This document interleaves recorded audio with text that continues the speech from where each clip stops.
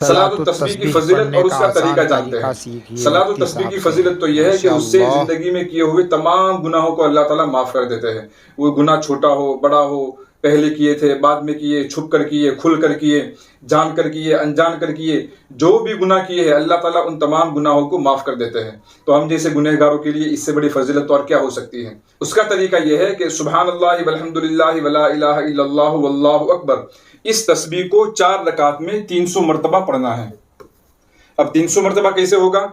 क़याम में 25 मरतबा होगा। क़याम में यह तस्बीह 25 मरतबा पढ़ी जाएगी। किरात शुरू करने से पहले 15 मरतबा, यानी सूरह फातिहा पढ़ने से पहले 15 मरतबा, और सूरह फातिहा और सूरत पढ़ने के बाद 10 मरतबा, रुकू से पहले 10 मरतबा, तो ये 15 मरतबा हुआ।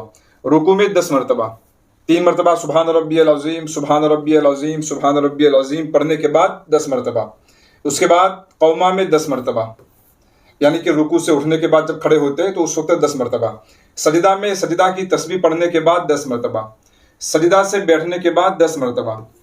दूसरे सजदे में सजदा की तस्बीह पढ़ने के बाद 10 मरतबा। तो ये कुल 75 मरतबा हुआ। और इसी तरीके से 4 रकातों में पढ़ेंगे तो ये 300 मरतबा हो जाएगा। जब दूसरी रकात पे खड़े होंगे तो पहले 15 मरतबा तस्बीह पढ़ेंगे, उसके बाद सूरह फातिहा पढ़ेंगे, उसके बाद सूरत मिलाएंगे, उसके बाद 10 मरतबा पढ़ेंगे। तो दूसरी रकात में शुरू ही करेंगे 15 मरतबा तस्बीह पढ़ने से।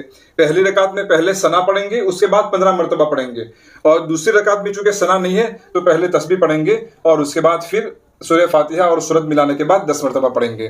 तो इस तरीके से 75 मरतबा होगा।